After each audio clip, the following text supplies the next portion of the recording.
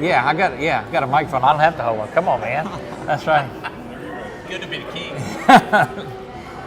A little bit of a different segment for you too. You know, we talk a lot about the athletes. It's referred to commonly as student athletes. And from Holy Savior Menard, they've got a couple of those guys that are just that. They put the student in student athletes. We're sitting here with Coen Laroux and Cooper Scott. And Tom Boucher is here with us too, as Tom has dealt with a lot during football and then just around from there. But we'll open it up too to you guys. We want to talk about the student side of it too. Introduce yourself and tell us about your ACT scores, because that's kind of what got us interested in what's going on.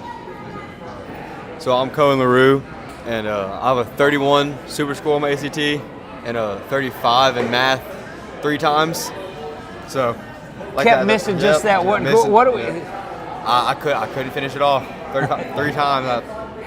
Look, I think that's just fine. What's so important about your schoolwork and about what you carry on that goes above the athletic side of it? Well, it's the long run, because I mean, eventually, sports are going to stop, right? And it's gonna come down to school and what you do after that. All right, and we'll take Cooper. Tell us the same thing. Cooper Scott, go ahead and introduce yourself. I'm Cooper Scott, and I have a 30 on the ACT, and I made it my junior year.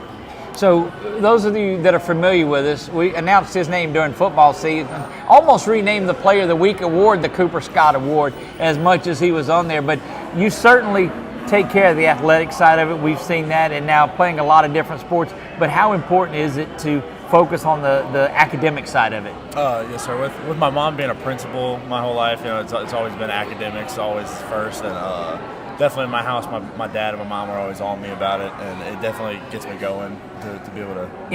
Indeed, it has. Boy, that's got to be. How difficult is that growing up with a principal in the house? It's something. Always asking for homework and if I have anything to do, especially when she was my principal in junior high, so it's definitely something to go to school with her. How difficult is it to make excuses about not having your homework? It's not possible. She always knows what's going on.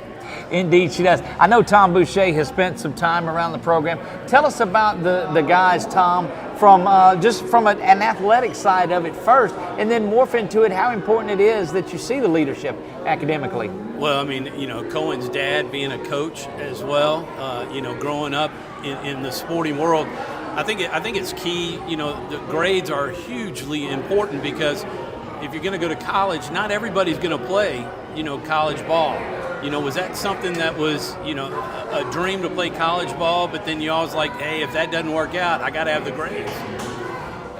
That was a big thing about me choosing Centenary also, because Centenary has a 97% acceptance rate into med school. And I've always wanted to go to med school. So it's also looked like I can go to school and I get to play baseball. And like Centenary being that high was like the click. The perfect storm, right? Perfect. Yes, sir. Yeah. And at Coop, you're going to play at LSU Eunice. Yeah, they're not going to answer. So what his question was too, because once the mic was gone, you're done on there. You're going to play at LSU Eunice. Tell us about that. Yes, sir. I'm definitely excited to go there. They've been one of the top JUCOs in the nation for a long time, and I'm excited to go there and be able to play and learn and get a lot more experience. Menard's always had a history of high ACT scores. What would you pass along to some of the younger players on the team, and we'll work our way from you, Coop, to you to Coen. But how important is it knowing that you can go back and tell somebody, hey, it doesn't matter how athletically gifted you are, if the grades aren't there, nobody's going to look at you. That's definitely the big thing, is that every coach looks at your grades first. It doesn't matter how good you are on the field, they look at your grades first, and that's really what matters in the long run. Well, and then athletically, or when it comes to scholarships and playing time, athletics are so far down the line. They're going there wanting to see your grades, wanting to see your character. And if you don't think they're asking the principals and the teachers about it, so how do you tell kids that are coming up, what do you pass on to them? That you really just have to keep to it. You can't stay away from it. Like you have to keep taking the ACT, because at one point will matter so much, especially baseball, getting like 11.7 scholarships. Right. That's right. You need some type of academic scholarship money to pair along. Well, and I think that's what's lost on people as well. In basketball and baseball, you say 11.7. So when you get a scholarship to play baseball, you're not getting a full ride out of it all. You better have some other thing. And so TOPS has a lot to do with it here in Louisiana. But I got to imagine with the ACT scores both over 30, you're getting a lot of those opportunities. And good, if you're not having to pay for a school like a Centenary, because they're pretty pricey on there, and to know that you're getting some of that money. So the younger guys that are looking there, it's not just about athletics. Academics first. Well, there you have it. One last thing to wrap up on there too, your time at Menard, and we've talked to you about there. Just give us a little in-depth, as things are wrapping up for you, a little history of yourself there and what you hope to leave to Menard. The main thing I want to leave is the chess club. I'm the president of chess club, Right. and we won a district championship not too long ago, and it's a big thing that I took over from Joe Geiger. A district championship in the chess club on there. So, and we've talked to Tom about it too. The bowling team, the Holy Rollers that are out there. There's so many different things. Somebody can find something to do at Menard. What do you, Tom? And don't forget about robotics too. Oh, yeah. I mean, they just made it on NBC. Oh, really? The Saturday Kids Show, because they developed rolling wheels for a little puppy who didn't have back legs to be able to get around. In a 3D printer, the robotics team built it, and NBC came out and did a story. Wow, tell me a little bit about that before I move on. I'm personally not a part of the robotics, but Miss Shepard, who is a part, teaches me and Coop calculus and me physics, and I'm always in there, and she's great, Miss Shepard. Yeah, she's definitely always talking about it. And we gave her a hard time about it for the longest, about how she's a celebrity now. Right. And they had this whole story, and she had like one part of her day that she just had to go do that the whole entire time. She could create another one of those pitching machines or something like that, that'll help some things on too. But what do you look to pass along to some of those that are thinking about Menard or thinking about something else? What do you tell them about, hey, this is why you come to Menard?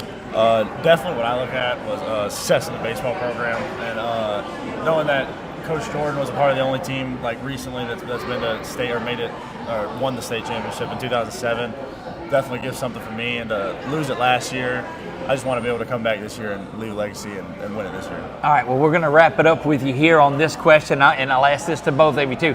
Give me your best Jordan Marks story. So you get to think about it for a minute, but yeah, let me have your best one. The one that comes to mind most recently was Saturday or last night. Okay. We got home from the disappointing weekend this weekend. We got home right off the bus about 8:30, 9 o'clock. Had to run six poles back and forth when we got home after the disappointing weekend. But there's definitely a lot more that could be said, but I can't think of it right now. No, so what he said was he can't think of it or he won't say it, knowing that this video is going to get posted during baseball season. How about yours? And I'll hide it until, no, I won't really, but go ahead. I remember North DeSoto. I just remember one thing stuck with me last year at North DeSoto. We lost 1-0 to a one run in the bottom of the sixth. And I remember on the way back, we were all starving.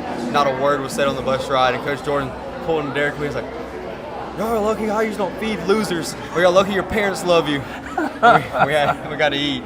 Look, I can tell you that there's no surprise to hearing that story from you about Coach Marks. Guys, looking forward to a great season for you.